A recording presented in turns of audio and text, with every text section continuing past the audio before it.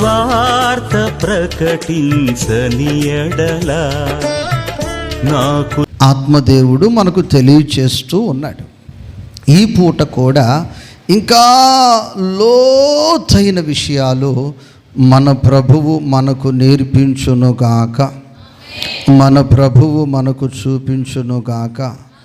ప్రకటన గ్రంథము 17 అధ్యాయము 14 వాక్యాన్ని చదువుకుందాం. ప్రకటన గ్రంథము 17 అధ్యాయము 14 వాక్యమును చదువుకుందాం. వీరు గొర్రెపిల్లతో యుద్ధము చేతురు గాని గొర్రెపిల్ల ప్రభువులకు ప్రభువును రాజులకు రాజునై ఉన్నందునను తనతో కూడా ఉండిన వారు పిలువబడిన వారై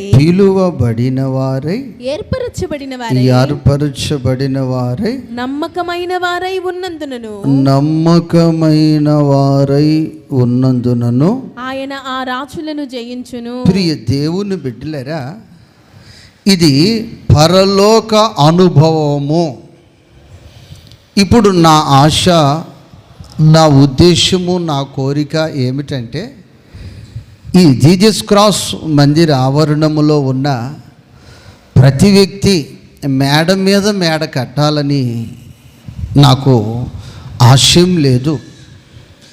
లేకపోతే బంగారం మీద బంగారం కొని మోయలేనంత బంగారం మీరు వేసుకోవాలని కోరిక నాకు లేదు. కానీ ఈ స్థలములో అడుగుపెట్టిన ప్రతి ఒక్కరూ రేపటి దినమున రహస్య రాకడలో ప్రతి ఒక్కరూ పరలోక రాజ్యములోనికి ఎత్తబడి పరలోక రాజ్యమును స్వతంత్రించుకొందురు గాక. హల్లెలూయా, హల్లెలూయా. ఆ ఆశ తప్ప నా జీవితంలో మరొక ఆశయం లేదు. ఎంతమంది అయితే పరలోక రాజ్యములో ప్రవేశిస్తారో అంత గొప్ప కిరీటము నా దేవుడు నా కొరకు సిద్ధపరుస్తా ఉన్నాడు. దేవునికి స్తోత్రం. ఆశే మీ ఒక్కొక్కరి పట్ల, ఆ కోరికే మీలో ఒక్కొక్కరి పట్ల, ఆ వాంఛ మాత్రమే నా జీవితంలో నేను కలిగి ఉన్నాను. అయితే మీరు పరలోక రాజ్యములో ప్రవేశించాలి అంటే మీరు ఏ గుణము కలిగి ఉండాలంటే మనము చదువుకున్నాం కదా 3 అనుభవాలు. ఏంటది మర్చిపోయారా? ఒకసారి టక్క చెప్పండి, కొంచెం మోగినట్లు చెప్పండి నాకు. మరలా ఒకసారి చెప్పండి. టీచర్ ఇప్పుడు చదువుతుంది బైబిల్. 3 రోజుల నుంచి వాక్యం ఏంటుంది. ఎన్ని రోజుల నుంచి మోసే? 3 రోజుల నుంచి ఇదే పాటి చెప్పమ్మప్పుడు అందరూ చెప్పండమ్మా. అది 3 భాగాలకు ఎడగొట్టేసాం కదా. మొదటిది ఏంటి? నమ్మకమైన.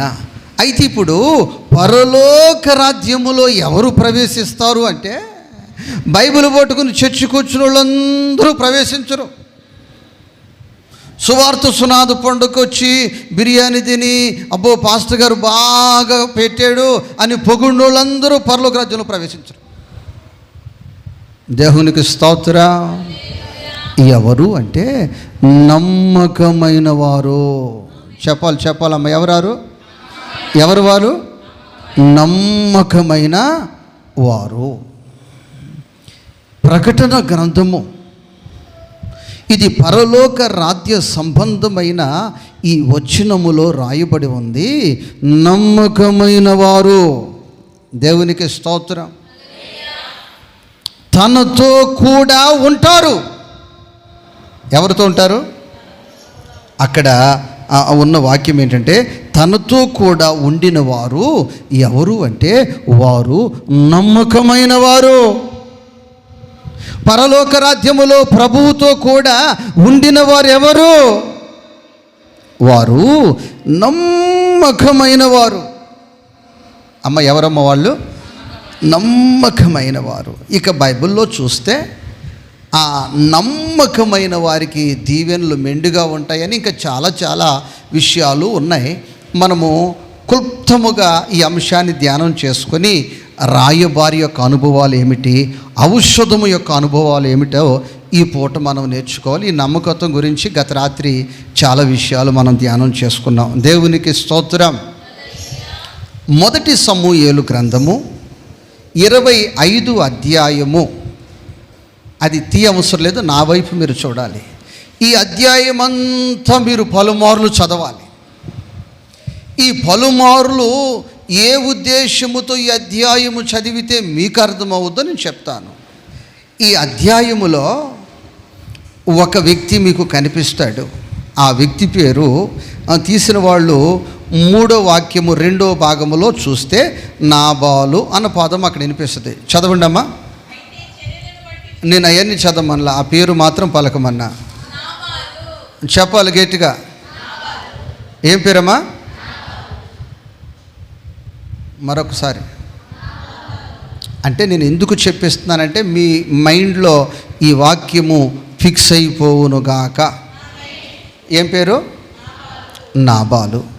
ఈ నాబాలును గురించి మీరు చదివేటప్పుడు మీరు ఈ నాబాలు అనగా లోక సంబంధి అని మీరు చదువుకోవాలి.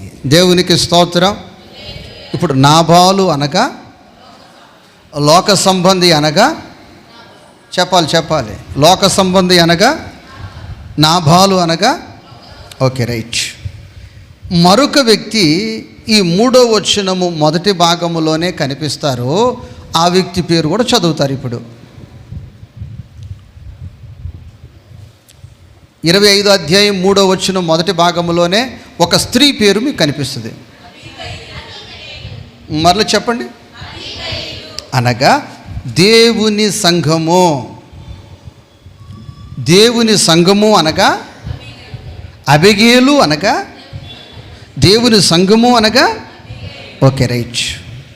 తదుపరి మీకు 21వ వచనములో మరొక పేరు కనిపిస్తుంది. అది దావీదు పేరు కనిపిస్తుంది. ఎవరి పేరు కనిపిస్తుంది? దావీదు పేరు కనిపిస్తుంది. దావీదు అనగా యేసు క్రీస్తు ప్రభువునకు సాదృశ్యము. చెప్పాలి. యేసు క్రీస్తు ప్రభువు అనగా చెప్పాలి.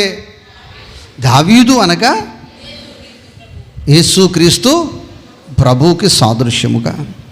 ఆ తదుపరి 25వ అధ్యాయం 5వ వాక్యములో పనివారు అని సంబోధించబడింది.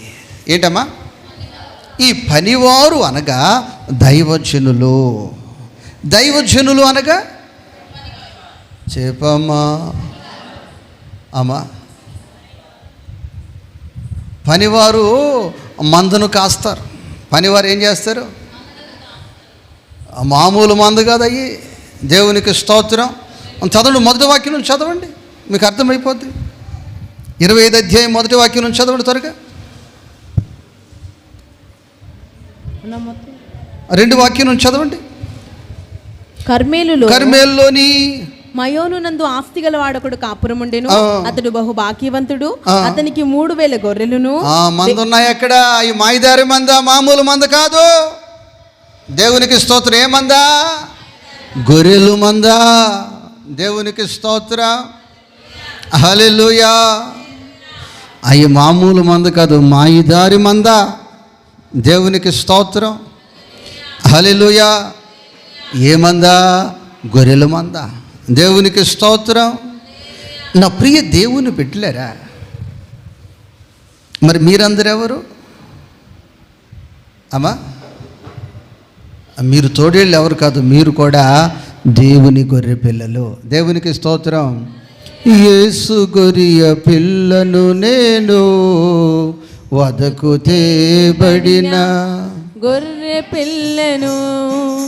యేసు గొర్రె పిల్లను నేను, వదకు తేబడిన గొర్రె పిల్లను. హల్లెలూయా. ఇక్కడున్నవన్నీ కూడా గొర్రెలే, తోడేళ్ళు. దేవునికి స్తోత్రం. నా ప్రియ తల్లి, నా ప్రియ సహోదరి, నా ప్రియ సహోదరుడా, ఈ యొక్క భాగ్యవంతుడు, ఈ గొప్ప వ్యక్తి కర్మేలులో ఉంటున్నాడు. ఈ కర్మేలులో ఈ గొర్రెలను మేపుతూ ఉన్నాడు. ఈ కర్మేలులో ఈ గొర్రెల బొచ్చు ఈ వ్యక్తి కత్తిరిస్తున్నాడు. ఇది భీకరమైన అరణ్యము అని బైబిల్లో గ్రంథస్థం చేయబడి ఉంది. కానీ ఆ అరణ్యములో అతనికైనను అతని కుటుంబానికైనను అతని మందకైనను నష్టము కలగలేదు. కాపుదలలో ఉన్నారు, సురక్షితముగా ఉన్నారు, క్షేమముగా ఉన్నారు. దానికి కారణం ఏంటంటే ప్రభువైన యేసు క్రీస్తు ప్రభు యొక్క సేవకులు, దైవజనులు ఆ అరణ్యములో, ఆ ప్రాంతములో, ఆ కర్మేలులో ఉన్నారు. కర్మేలులో ఉన్నవారు సురక్షితముగా ఉండునుగాక, క్షేమముగా ఉండునుగాక, లాభముగా ఉండునుగాక. ఇక్కడ ప్రతి శుక్రవారము కూడా ఉపవసించి అనేక మంది బిడ్డలు ఇక్కడ ప్రార్థన చేస్తున్నారు. అయ్యా, మా బిడ్డలు విద్యాభ్యాసానికి నీకు తోడుగా ఉండు, మా బిడ్డల కుటుంబం చుట్టూ నీ కృప తోడుగొంచు, ప్రయాణాలలో నీ కాపుదలుంచయ్యా. అయ్యా, మా బిడ్డలు తండ్రి, అయ్యా కడుపు నిండా భోజనము దొరకాలి ప్రభువా, ఆరోగ్యము కలగాలి, మా బిడ్డలు క్షేమముగా ఉండాలని ఇక్కడ ఆ యొక్క దావీదు పనివారు, దేవుని పనివారు ఉపవసించి కన్నీరు కార్చి శని ఆదివారాలు ప్రతిదినము ఈ స్థలములో ప్రార్థన చేస్తున్నారు.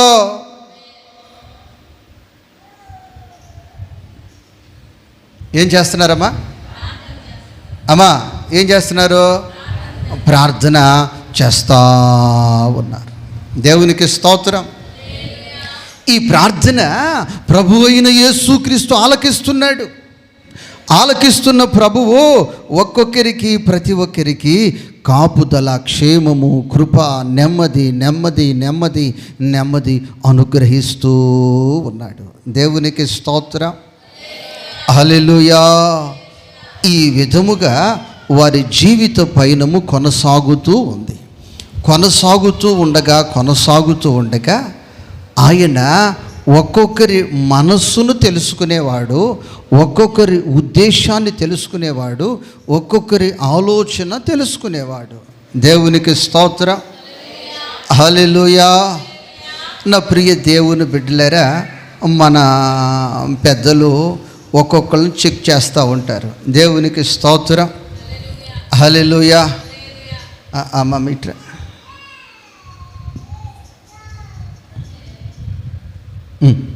ఇటు కరే మనవురా.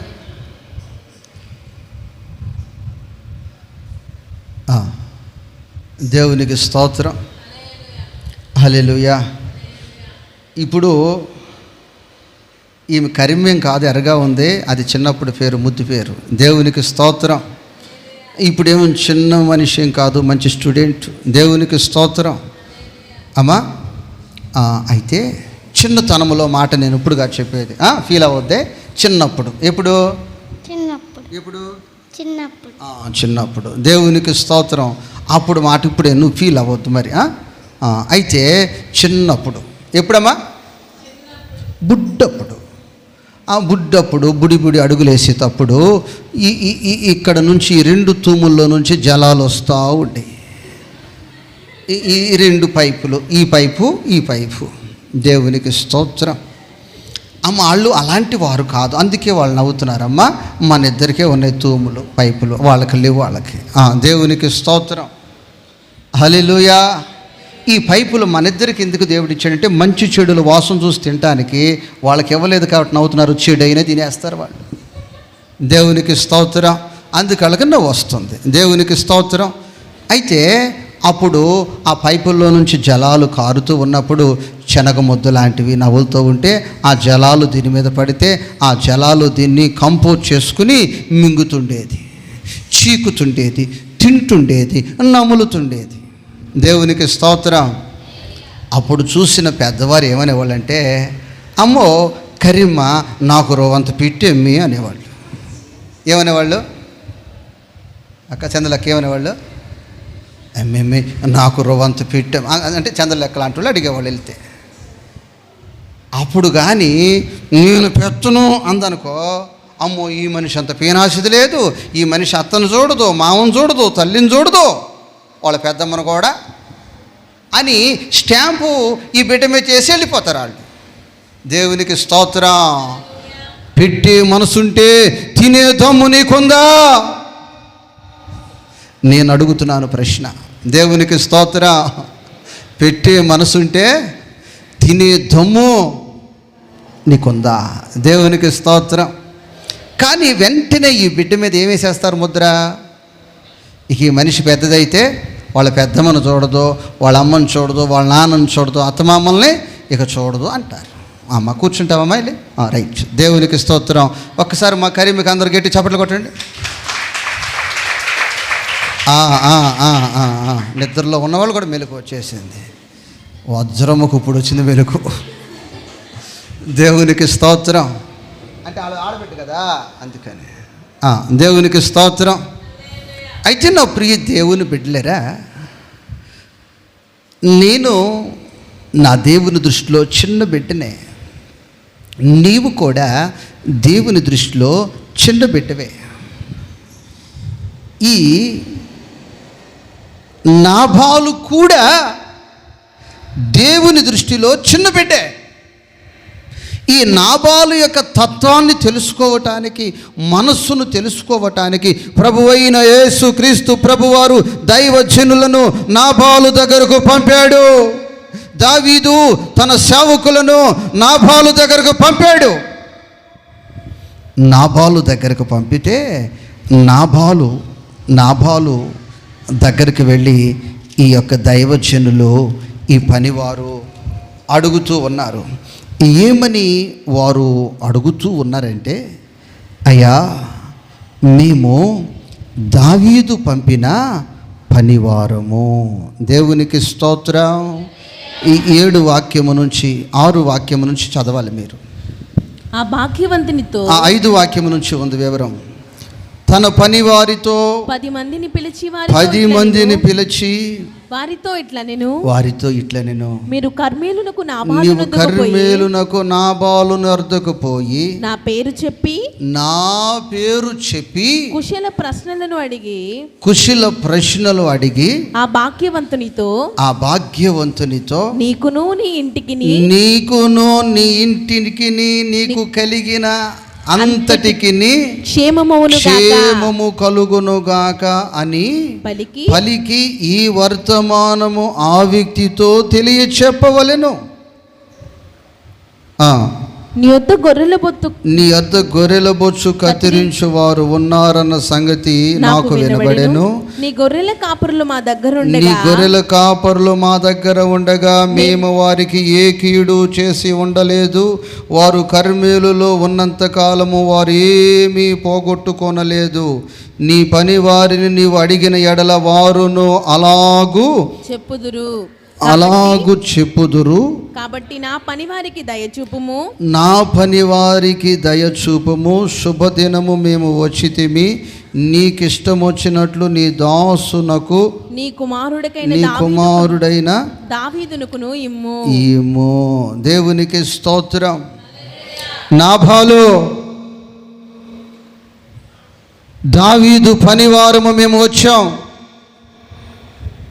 నీకు కలిగిన దానిలో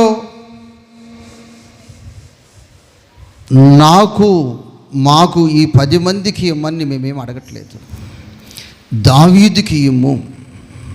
చెప్పండి, ఎవరికిమ్మో? దావీదు అనగా ఎవరు? చెప్పాలి గట్టిగా. మర్చిపోయారు మీరు. ఈ కరీం సందట్లో పడి మర్చిపోయారు మీరు. గుర్తున్న వాళ్ళు చెప్పండి, దావీదు అనగా గట్టిగా. యేసు క్రీస్తుకు ఇమ్మో. ఎవరికిమ్మో? దేవునికి స్తోత్రం అని దావీదు పనివారు అడగటం జరిగింది. అడిగితే ఈ లోక సంబంధి, ఆత్మానుసారుడు కాదు, శరీరానుసారుడు, లోక సంబంధి జ్ఞానము లేనివాడు. ఏమంటాడో తెలుసా? అసలు దావీదు ఎవడు? యెషయ కుమారుడు ఎవడు అని ఆ వ్యక్తి ఇష్టం వచ్చినట్లు ప్రవర్తిస్తూ ఉన్నాడు, ఇష్టం వచ్చినట్లు మాట్లాడుతూ ఉన్నాడు. కృతజ్ఞత లేని వ్యక్తి. దావీదు పనివారిని పంపించాడు. దావీదు ఎవరంటే పేదవాడు కాదమ్మా, ఆహారము లేనివాడు కాదు, పానీయము లేనివాడు కాదు, గొర్రెలు మందలు లేనివాడు కాదు. దావీదు ఎవరు అంటే మహారాజు. ఆ దినాలలో ఆ ప్రాంతాలలో ఉన్న ప్రతి రాజుని గడగడ గడగడ గడగడ వణిగించిన రాజులకు రాజు. ఆ రాజు ఒక్క అవకాశాన్ని ఆ నాబాలుకి ఇస్తే ఆ సమయమును సద్వినియోగము చేసుకోలేకపోయాడు. ఆ సమయమును ఆ అవకాశాన్ని సద్వినియోగం చేసుకోలేకపోయాడు. దేవునికి స్తోత్రం. నా ప్రియ దేవుని బిడ్డలారా, ప్రతి ఒక్క కుటుంబానికి, ప్రతి ఒక్క వ్యక్తికి ఒక దినము ఒక అవకాశం వస్తుంది. ఆ అవకాశము, ఆ సమయమును ఎవరైతే సద్వినియోగం చేసుకుంటారో వారు ధన్యులు. నా ప్రియ దేవుని బిడ్డ, ఈరోజు ఒక మటను తయారు చేసి నువ్వు తయారు చేసి నువ్వు పిలిచినా ఎవరు వచ్చి నీ భోజనం తినేవాళ్ళు లేరు. కానీ కొన్ని రోజుల క్రితం మన జీజస్ క్రాస్ మినిస్ట్రీకి ప్రభు ఒక అవకాశం ఇచ్చాడు. మన మనస్సు తెలుసుకోవటానికి ఇచ్చాడు. ఈ రోజున మనకంటే చాలా ముందు నుంచి ఉన్నవారు, మనకంటే ధనము, తెలివి అన్నీ ఉన్నవారు, వారికి లేదు. మనకు ఈ నేషనల్ హైవే ప్రక్కనే దేవుడు ఇక్కడ మనల్ని పెట్టి ఒక అవకాశం ఇచ్చాడు. ఏంటంటే ఆకలితో ఉన్నవారికి మీరు అన్నం పెట్టగలరా? పెట్టే మనస్సు మీకుందా? లేకపోతే తలుపులు గట్టిగా తాళాలు వేసుకునే పుట్టింటికి పారిపోవటం. ఎక్కడికమ్మా ఎక్కడికమ్మా? దేవునికి స్తోత్రం, హల్లెలూయా. పుట్టింటికి పారిపోతాలో తాళాలు గట్టిగా పెట్టుకునే, లేకపోతే ఇది మా భాగ్యము, ఇది మా ధన్యత, ప్రభు మాకు ఇచ్చిన అవకాశమని అవకాశాన్ని మీరు వినియోగించుకుంటారు. ఇదే సమయము, ఇది అనుకూల సమయమని ఇస్తే దేవుని మహాకృపను బట్టి దైవజనులు, విశ్వాసులు అనేక మంది కలిసి నడుము కట్టుకొని 90 రోజులు ఇదే స్థలములో ఏం చేశాం చెప్పాలి? ఏం చేశాం? ప్రతిరోజు భోజనం పెడతానే ఉన్నాం, ప్రతి రాత్రి పెడతానే ఉన్నాం, ప్రతి ఉదయం పెడతానే ఉన్నాం. ఇంకో విషయం మీకు చెప్పమంటారా? తినిన వారు ఎవరైనా రుచి తక్కువ ఉందని ఒక్కరైనా మీకు చెప్పడం తెలుసా? పరిశుద్ర ఛాలెంజ్ చేసి చెప్తున్నాను. ఆ రోజు 90 రోజులు పెట్టిన భోజనాల్లో ఎవరైనా మిమ్మల్ని పాస్టమ్మా ఒక్కళ్ళు ఉప్పు తక్కువైంది కానీ, లేకపోతే దీంట్లో పులుపు తక్కువైందని కానీ ఎవరన్నా మీతో చెప్పారా? లేకపోతే అన్నం శివుడిందని కానీ మీకు ఆ 90 రోజులు ఎవరైనా ఒక్కళ్ళు చెప్పారా? మీకు చెప్పాలమ్మా. అమ్మా మీరు కూడా చాలామంది పంచారు కదా, చెప్పలా? ఆ రోజు పప్పు సాంబారే, ఒక్కో రోజునైతే పప్పు సాంబార్, ఒక్కొక్కసారి ఆ పచ్చడే, అయ్యా సాంబార్, అయ్యా పచ్చడి చాలయ్యా, గింజి చాలయ్యా, ఎవరైనా సరే అమృతముగా దాన్ని భుజించి వెళ్ళారు. దేవునికి స్తోత్రం, హల్లెలూయా, హల్లెలూయా. నా ప్రియ దేవుని బిడ్డారు, ఇప్పుడు మీరు చాలా గొప్ప గొప్ప పరీక్షలు పోయి వస్తున్నారు కదా. ఆ పరీక్షల్లో వాళ్ళు లక్షల రూపాయలు ఖర్చు పెట్టినా తినేవాళ్ళు తిని సంతృప్తికి ఒక్కళ్ళన్నా పోతున్నారు, ఏదో ఒక రాయకుండా. చెప్పాలమ్మా, నాకు తెలిసి ఈ మధ్య కాలంలో మూడు పొట్టేళ్ళను కోసి పెడితే ఆఖరికి ఏం చెప్పారంటే మాంసం అంతగా ఉడకలేదంట. అంటే వాళ్ళు అన్నమాట నీతో అన్నా అమ్మ ఏంటమ్మా, అన్నీ బాగున్నాయి కానీ మాంసం ఇంకా అంతగా ఉడకలి, ఇంకా కొద్దిగా ఉడుకుంటే బాగుంటుంది అంటున్నారు.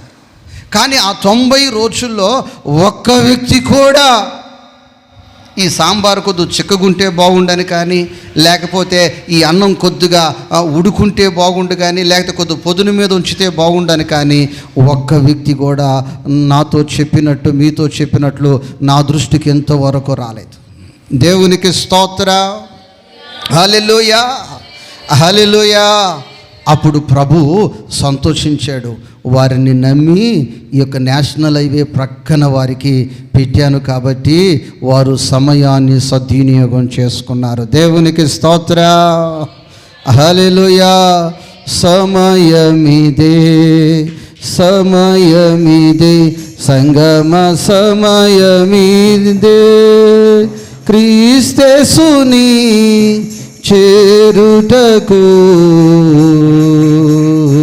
సంగమ సమయమిదే. మనకు నీకు ఒక్కొక్కరికి ఒక్కొక్క సమయం వస్తుంది. ఆ సమయమును ఎవరైతే సద్వినియోగం చేసుకుంటారో వారు ధన్యులు.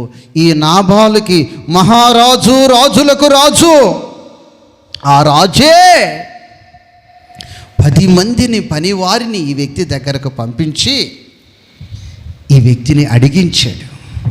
అడిగిస్తే ఆ వ్యక్తి సమయమును సద్వినియోగం చేసుకోలేకపోయాడు. రాజుకి కోపము రగిలింది. ఎందుకనంటే భూమి ఆయనదే, ఆకాశం ఆయనదే, నువ్వు కలిగి ఉన్న ఆరోగ్యం ఆయనదే, నువ్వు కలిగి ఉన్నదంతా ఆయనదే. దేవునికి స్తోత్రం.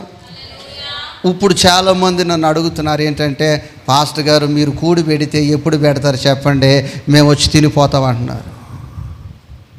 సిగ్గు లేదు అడుక్కుంటాకే. దేవుని స్తోత్రం.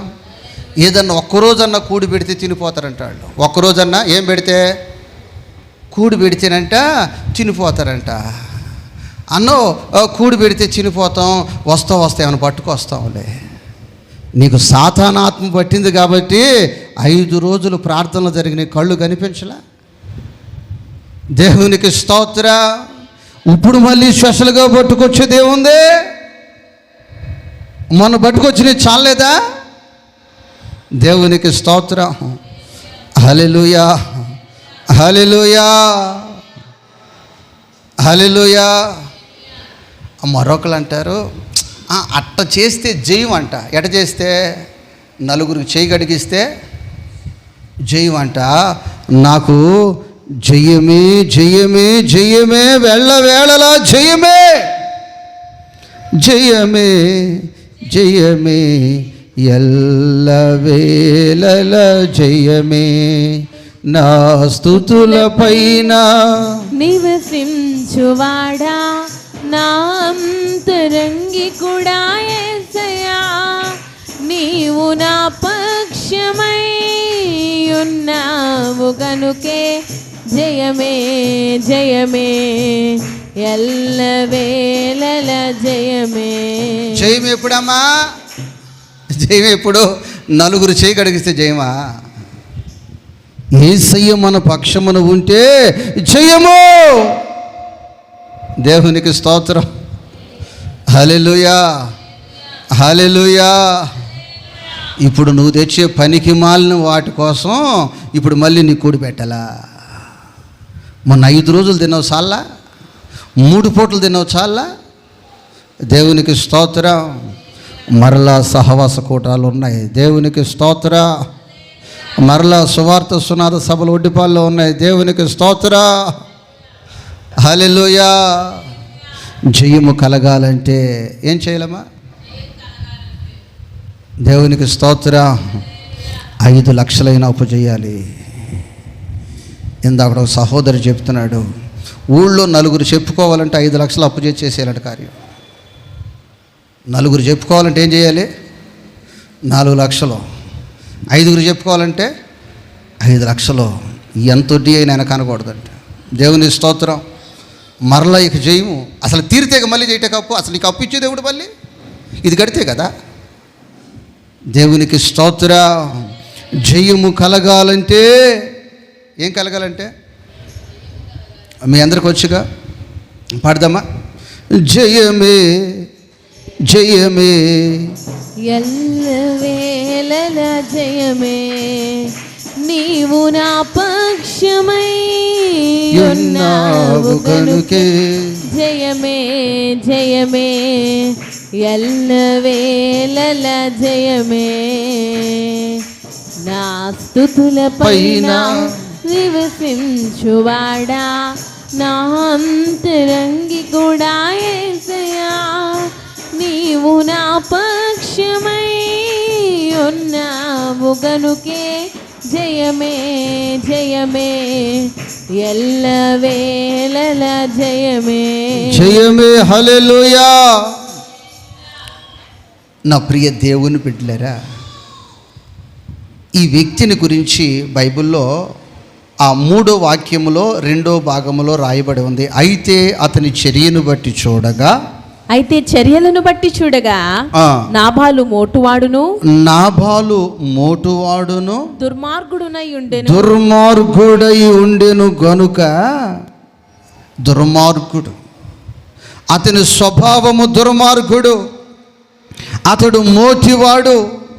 దైవజనులు వచ్చారు, మహారాజు దావీదు పంపించాడు పనివారిని, నేను సమయాన్ని సద్వినియోగం చేసుకోవాలన్న ఇంకిత జ్ఞానము లేని మాటువాడు దుర్మార్గుడు.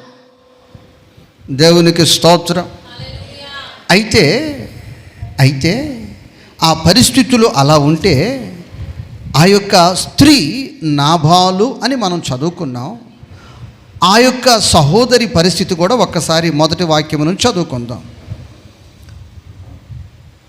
అతని భార్య పేరు అబీగయీలు. ఈ స్త్రీ సుబుద్ధి గలదై. సుబుద్ధి అంటే మంచి బుద్ధి. చెప్పాలమ్మా, ఏ బుద్ధి చెప్పాలి. ఏ బుద్ధి? మంచి బుద్ధి. మంచి బుద్ధి కలిగిన వారందరూ ఒక్కసారి గట్టిగా హల్లెలూయా చెప్తున్నా. హల్లెలూయా చెప్పాలి గట్టిగా. తదుపరి మరొక మాట రాయబడి ఉంది అక్కడ, అది చదవాలి మీరు. సుబుద్ధి గలదై రూపసి అయి ఉండెను. దానికి అర్థము అందమైన స్త్రీ. చెప్పాలమ్మా, ఎలాంటి స్త్రీ? అందమైన స్త్రీ. ఇప్పుడు ఈ అందము ఎలాంటిది అంటే బాహ్య సంబంధమైన అందము, ఆత్మ సంబంధమైన అందము. ఆమె పని చేస్తే అందముగా ఉంటుంది, ఆమె మాట్లాడితే అందముగా ఉంటుంది, ఆమె ప్రవర్తనే అందముగా ఉంటుంది, ఆమె పరిస్థితులన్నీ కూడా అందముగా ఉంటాయి. దేవునికి స్తోత్రం. హల్లెలూయా. అంటే ఆమె ఆత్మ సంబంధముగా సిద్ధపడుతూ ఉంది. దేవునికి స్తోత్రం. ప్రభు రాకడకు సిద్ధపడుతుంది. ఇదిగో ప్రభు రాకడకు సిద్ధపడుతుంది. ఆకాశానికి భూమికి మధ్యలో జరగబోయే కళ్యాణమునకు ఆమె అందముగా సిద్ధపడుచున్నది. దేవునికి స్తోత్రం. హల్లెలూయా. ఇకలోక సంబంధమైనవన్నీ పూసుకుని రాసుకుని వేసుకుని లేనిపోయిన సమస్యలన్నీ తెచ్చుకునే పరిస్థితి కాదు. ఆమె ఆత్మ సంబంధముగా సిద్ధపడుతుంది. దేవునికి స్తోత్రం. ఆయన రాకడకు సిద్ధపడుతుంది. దేవునికి స్తోత్రం. ఆయన రాజ్యమునకు సిద్ధపడుతుంది. దేవునికి స్తోత్రం. ఆ సహోదరికి ఈ విషయము తెలిసేసరికి ఆమె పరుగు పరుగున వచ్చి, ఆహనా ధన్యత, ఓహో నా భాగ్యము, ఏమని వివరింతును,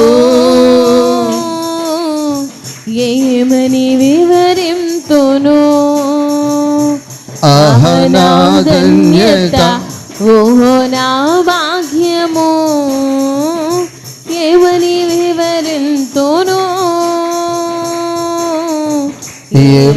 వివరింతును, హల్లెలూయా. నా ప్రియ దేవుని బిడ్డ, ఈ విషయము ఈ సహోదరికి తెలిసేసరికి ఇది ఒక నాకు ధన్యతగా భావిస్తున్నాను, ఇది నా భాగ్యముగా భావిస్తున్నాను. మహారాజు, రాజులకు రాజు, రక్షకుడైన యేసు క్రీస్తు ప్రభువు దైవజనులను పంపించుటయే ఇది నా ధన్యత, ఇది నా భాగ్యము అని ఎంచుకుని ఆమె వెంటనే చేసిన పని 17వ వాక్యము నుంచి త్వరగా చదవాలి. అయితే మా యజమానుకిని అతని ఇంటి వారికి అందరికి వారు కీడు చేయ నిశ్చయించి ఉన్నారు గనుక ఇప్పుడు నీవు చేయవలసిన దాన్ని బహు జాగ్రత్తగా ఆలోచించుము. మన యజమానుడు బహు పనికి మాలిన వాడు ఎవరిని తనతో మాట్లాడనీయడు అనెను. అందుకు అబీగయీలు నాబాలుతో ఏమీ చెప్పక త్వరపడి 200 రొట్టెలు 2 ద్రాక్ష తిత్తులు వండిన 5 గొర్రెల మాంసమును 5 గొర్రెల మాంసమును చెప్పాలమ్మా 5 గొర్రెల మాంసము 5 మానికల వేచిన ధాన్యమును 100 ద్రాక్ష గెలలను 200 అంజూరపు అడలను గాడిదల మీద వేయించి, గాడిదల మీద ఆ రోజుల్లో వాహనాలు, ఆటోలు, ట్రాక్టర్లు అవే కాబట్టి వాటి మీద అవన్నీ ప్యాక్ చేయించుకుని పరుగున ఇది నా ధన్యత, ఇది నా ధన్యత, ఇది నా ధన్యత అని తీసుకుని వెళుతూ ఉంది. దేవునికి స్తోత్రం. దావీదు పేదవాడు కాదమ్మా, దావీదు భోజనము లేనివాడు కాదమ్మా. కానీ వీరి మనస్సు తెలుసుకోవాలని, వీళ్ళ దాతృత్వాన్ని తెలుసుకోవాలని, రెట్టింపు దీవెన, రెట్టింపు ఆశీర్వాదము ఈ కుటుంబానికి, ఈ ప్రజలకు అనుగ్రహించాలని. నా ప్రియ దేవుని బిడ్డ, నా ప్రియ సహోదరి, నా ప్రియ సహోదరుడా, నీవు క్రీస్తు యేసునందు ఏ ప్రయాస నువ్వు పడతావో రెట్టింపు ఆశీర్వాదము, రెట్టింపు దీవెన, రెట్టింపు ఘనత, రెట్టింపు నీ జీవితంలో నీవు అక్షరాల అనుభవించగలుగుతావు. దాన్ని దుర్మార్గులు అర్థము చేసుకోలేరు, మొరటవారు అర్థము చేసుకోలేరు, లోక సంబంధులు అర్థము చేసుకోలేరు. ఎవరైతే వధువు సంఘము, ఎత్తబడే సంఘము, పరలోకము పట్ల ఆశ కలిగి, ఆకాంక్ష కలిగి, కోరిక కలిగి ఉంటుందో ఆత్మ సంబంధులు దాన్ని గుర్తిస్తారు, ఆత్మ సంబంధులు దాన్ని గ్రహిస్తారు, ఆత్మ సంబంధులు ఆ యొక్క అవకాశాన్ని వినియోగించుకుంటారు. దేవునికి స్తోత్రం. ఆత్మ సంబంధులు ఆ అవకాశాన్ని వినియోగించుకుంటారు. దేవునికి స్తోత్రం. హల్లెలూయా, హల్లెలూయా. క్రీస్తు యేసునందున్న అది ఆయన మరిచిపోవటానికి అన్యాయస్తుడు కాదు. అది చూసి దావీదు చాలా సంతోషిస్తున్నాడు. దాన్ని చూసి దావీదు చాలా ఆనందిస్తూ ఉన్నాడు. ఎందుకనంటే వారి మనస్సును బట్టి, వారి దాతృత్వాన్ని బట్టి. నా ప్రియ దేవుని బిడ్డలారా, ఎవరైతే పరలోక సంబంధులు ఉన్నారో, ఎవరైతే ఆత్మ సంబంధులు ఉన్నారో, వారి జీవితంలో ఏ విషయములో కూడా వెనక వేయకోకుండా వారు నమ్మకమైన వారుగా వారి యొక్క నమ్మకత్వాన్ని కాపాడుకుంటారు. దేవుని వాక్యము చెప్తుంది, ఆయనతో కూడా ఉండిన వారు నమ్మకమైన వారు. దేవునికి స్తోత్రం. హల్లెలూయా. నిన్ను నమ్మి ఈ ఉద్యోగాన్ని నీ చేతికిచ్చాడు, నిన్ను నమ్మి ఈ బిడ్డలు నీ చేతికిచ్చాడు, నిన్ను నమ్మి ఈ కుటుంబాన్ని నీకు చేతికిచ్చాడు, నిన్ను నమ్మి ఈ సంఘములో నిన్ను చేర్చాడు. కాబట్టి నీ జీవితంలో నమ్మకస్తునిగా, నమ్మకస్తురాలుగా నీవు సాక్ష్యము సంపాదించగలిగితే నీవు ధన్యుడవు, నీవు ధన్యురాలవు. ఆస్తులున్నవారు గొప్పవారు కాదు, అంతస్తులు మూట కట్టిన వారు గొప్పవారు కాదండి. ఎవరైతే దేవుని సంఘములో నమ్మకమైన వారు అని ఆ యొక్క సాక్ష్యము సంపాదిస్తారో వారు ఎక్కడ ఉంటారంటే పరలోక రాజ్యములో ప్రభువుతో కూడా వారు ఉంటారు. వారు ఉండేది బంగారు పట్టణము, వారు నడిచేది బంగారు రోడ్డు, వారు నివసించేది బంగారు ఇల్లు. ఏంటి ప్రభు అంటే వారు నమ్మకమైన వారు, వారు నమ్మకస్తులు. ఆ సాక్ష్యమును నీ జీవితంలో సంపాదించుకున్నప్పుడు నీవు ధన్యురాలువు, నమ్మకమైన రాయబారి, ఔషధము వంటివాడు. ఈ పూట నీవు దేవుని సన్నిధిలో ఏ కోణములో నీవు నమ్మకముగా ప్రవర్తిస్తున్నావు, ఏ కోణములో పరిశుద్ధత విషయములో నమ్మకముగా ఉన్నావా, చూసే చూపు విషయములో నమ్మకముగా ఉండవా, ఏ కోణములో పరిచర్య విషయములో నమ్మకముగా ఉన్నావా, నీ కష్టార్జితాన్ని ప్రభువు కొరకు ఖర్చు పెట్టే కోణములో నీవు నమ్మకముగా ఉన్నావా.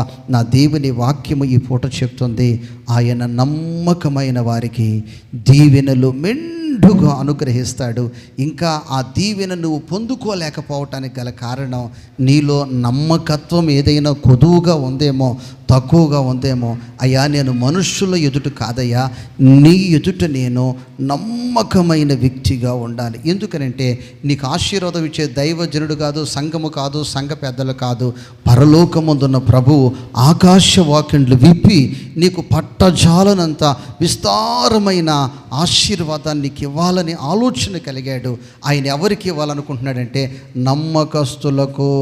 అమ్మమ్మ ఎవరికమ్మా నమ్మకస్తులకు. ఒక బ్యాంకు వారు అప్పు ఇవ్వాలంటే వారి సిబిల్, వారి నమ్మకత్వం ఎలా ఉందని చూస్తూ ఉన్నారు. పరలోకములో ఆశీర్వాదము నీ సొంతం అవ్వాలంటే నా ప్రభు నీ నమ్మకత్వాన్ని చూస్తూ ఉన్నాడు. అయ్యా, నేను నీ సన్నిధిలో, అయ్యా నీ ఎదుట నేను నమ్మకముగా ఉండాలయ్యా, నమ్మకముగా ఉండాలయ్యా. నా ప్రియ దేవుని బిడ్డ, నా ప్రియ సహోదరి, నా ప్రియ సహోదరుడా, ఈరోజు ఒక దైవ సేవకునిగా నేను చెప్తున్నాను. నా జీవితంలో నా అతిశయం ఏంటంటే, నేను నా దేవుని ఎదుట నా బ్రతుకు దినములన్నీ నమ్మకస్తునిగా జీవింతే చాలు. దేవునికి స్తోత్రం. హల్లెలూయా, హల్లెలూయా. ఒకరోజు ఒక సందర్భంలో కొందరు ఒక స్థలంలో ఉన్నారు. ఆ స్థలంలోనికి నేను కారు తీసుకుని వెళ్ళాను. వెళ్ళేసరికి వాళ్ళందరూ ఈ కారును చూసి కొద్దిగా గేలుగా వాళ్ళు మాట్లాడుకున్నారు. అయితే నేనేమనుకున్నానంటే, అసలు ఈ కారే లేకపోయినా, ఈ బైకే లేకపోయినా, నా కాలుకు చెప్పులు లేకపోయినా నాకు పర్వాలేదు, నా దేవుని దృష్టిలో నేను నమ్మకస్తునిగా ఉంటే చాలు. నా దేవుని దృష్టిలో, ఎవరి దృష్టిలో? నమ్మకమైన వ్యక్తిగా ఉంటే చాలు. ఆ నమ్మకత్వాన్ని బట్టి నా దేవుడు నాకు ఏ క్షణములో, ఏ సమయములో ఏది నాకు ఇవ్వాలో ఎవరికి తెలుసు? ఎవరికి తెలుసు? వాళ్లకు తెలుసు. నా జీవితంలో నేను నా దేవుని దృష్టిలో నమ్మకస్తునిగా ఉంటే నన్ను ఎంతగా ఆశీర్వదించాలో ఆయనకు తెలుసు. ఏ సమయంలో ఏమి ఇవ్వాలో ఆయనకు తెలుసు. దేవునికి స్తోత్రం. కాబట్టి ప్రతి ఒక్కరు కూడా మోకరించి, అయ్యా మనుషుల దగ్గర కాదు, నీ దృష్టిలో నేను నమ్మకముగా ఉంటే చాలు. ఎందుకనంటే ఈ లోకములో గెంజి తాగిన ఆ నమ్మకంగా ఉండే వాళ్ళకి పరలోకం ఉంది. ఏముందమ్మా? నమ్మకంగా ఉండే వాళ్ళకి ఏముంది? తనతో కూడా ఉండిన వారు అబద్ధికులు కాదు, తనతో కూడా ఉండిన వారు దొంగలు కాదు, నమ్మకస్తులు. అమ్మ ఎవరమ్మా? నమ్మకమైన వారు. మోకరించగలిగిన ప్రతి ఒక్కరూ మోకరించండి. మోకరించగలిగిన ప్రతి ఒక్కరూ మోకరించి, యేసయ్యా నీకు స్తోత్రాలు, స్తోత్రాలు, స్తోత్రాలు, స్తోత్రాలు, స్తోత్రాలు, స్తోత్రాలు, స్తోత్రాలు. అయ్యా, అయ్యా నమ్మకముగా నా జీవితాన్ని కొనసాగించాలి, నమ్మకమైన వ్యక్తిగా నా జీవితాన్ని కొనసాగించాలి. యేసయ్యా నీకు స్తోత్రాలు, స్తోత్రాలు, స్తోత్రాలు, స్తోత్రాలు, స్తోత్రాలు. యేసయ్యా నీకు స్తోత్రాలు, స్తోత్రాలు, స్తోత్రాలు. నమ్మకమైన దేవుడవైనా నీవే చాలు యేసయ్యా. నమ్మకమైన దేవుడవైనా నీవే చాలు యేసయ్యా. అమ్మ మోకరించు. నేనేమై ఉన్నా, ఏ స్థితిలో ఉన్నా, నేనేమై ఉన్నా, ఏ స్థితిలో ఉన్నా, ఇంకేమి కోరుకోనయా,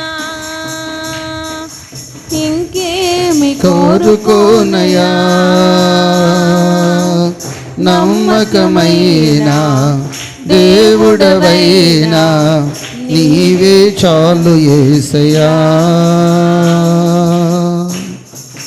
ఆప్తులైన వారే హాని చేయ చూసిన మిత్రులే నిలువకుండినా, ఆప్తులైన వారే హాని చేయ చూసిన మిత్రులే నిలువకుండినా, న్యాయము తీర్చే నీవు నాకుంటే, న్యాయము తీర్చే నీవు నాకుంటే చాలు యేసయ్యా, చాలు యేసయ్యా. నమ్మకమైన దేవుడవైనా నీవే చాలు యేసయ్యా. నేనేమై ఉన్నా, ఏ స్థితిలో ఉన్నా, నేనేమై ఉన్నా, ఏ స్థితిలో ఉన్నా, ఇంకేమి కోరుకోనయా, ఇంకేమి కోరుకోనయా. కష్టకాలమందు గుండె జారిపోయినా, గమ్యమే తెలియకుండినా, కష్టకాలమందు గుండె జారిపోయినా, గమ్యమే తెలియకుండినా, సాయము చేసే నీవు నాకుంటే, సాయము చేసే నీవు నాకుంటే చాలు యేసయ్యా, చాలు యేసయ్యా. చాలు యేసయ్యా. నా ప్రియ దేవుని బిడ్డ, నా ప్రియ సహోదరి, నా ప్రియ సహోదరుడా, ఆయన నమ్మకమైన వాడు. ఆయనతో ఉండువారు కూడా నమ్మకమైన వారు కావాలని ఆయన ఆశిస్తూ ఉన్నాడు. ఆ అనుభవాలలోనికి నన్ను నడిపించు ప్రభు అని ఎవరికి వారు ప్రార్థన చేసుకుందాం, ప్రార్థన చేసుకుందాం, ప్రార్థన చేసుకుందాం. నా జీవిత దినములన్నీ నీ ఎదుట నమ్మకస్తునిగా నేను జీవించాలి, నమ్మకస్తురాలుగా నేను జీవించాలి ప్రభు అని ప్రార్థన చేసుకుందాం. అమ్మ ప్రార్థన చేసుకుందాం, ప్రార్థన చేసుకుందాం. స్తోత్రం. వినిన వాక్యాన్ని బట్టి ప్రార్థన చేసుకుందాం. అందరూ ప్రార్థనలు ఏకీభవించండి. స్తోత్రములు, స్తోత్రములు, స్తోత్రములయ్యా. మహాగణుడా, మహిమాన్వితుడా, మీకు కృతజ్ఞతాస్తుతులు చెల్లిస్తున్నాము స్వామి. మీ దాసుని తండ్రి అభిషేకించి మీరు మాట్లాడిన ప్రతి మాటను బట్టి కృతజ్ఞతాస్తుతులు చెల్లిస్తున్నాం ప్రభా. నమ్మకమైన రాయబారి ఔషధము వంటి వాడిని మీ లేఖనాలు సెలవిస్తున్నాయి ప్రభా. యేసయ్య మీతో ఉండేవారు ప్రభా, యేసయ్య నమ్మకమైన వారుగా ఉండాలని మీరు తెలియజేశారు స్వామి. మీకు కృతజ్ఞతాస్తుతులు చెల్లిస్తున్నాం ప్రభా.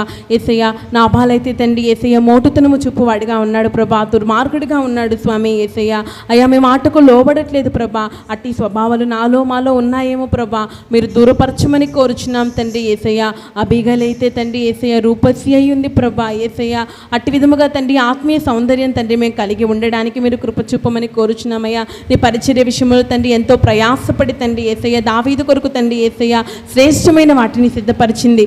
ఆ విధముగా తండ్రి యేసయ్య మేమందరము కూడా ప్రభా యేసయ్య నమ్మకముగా తండ్రి నీ పరిచర్యలో కొనసాగడానికి కృప చూపమని కోరుచున్నాం తండ్రి. నా బాలు వంటి గుణాలు ప్రభా మనందరిలో లయపరచమని కోరుచు తండ్రి. అబిగయీలు వలె తండ్రి నమ్మకమైన పరిచారకులుగా కొనసాగడానికి తండ్రి అయా నమ్మకత్వం కలిగి తండ్రి నీ రాజ్యములో తండ్రి చేరేంత వరకు, నీ రాకడలో ప్రభా నేను ఎదుర్కొనేంత వరకు తండ్రి కొనసాగడానికి కృప చూపమని కోరుచు. మా ప్రాణాత్మ దేహములను మీ హస్తములకు అప్పగించుకోవచ్చు. నమ్మకమైన రాయబారిగా ఔషధములుగా మమ్మల్ని అందరినీ తీర్చిదిద్దమని కోరుచు. యేసు నామమున అడుగుచు ఉన్నాము తండ్రి. ఆమేన్. హల్లెలూయా, హల్లెలూయా. అలాగే కూర్చోండి ప్రియ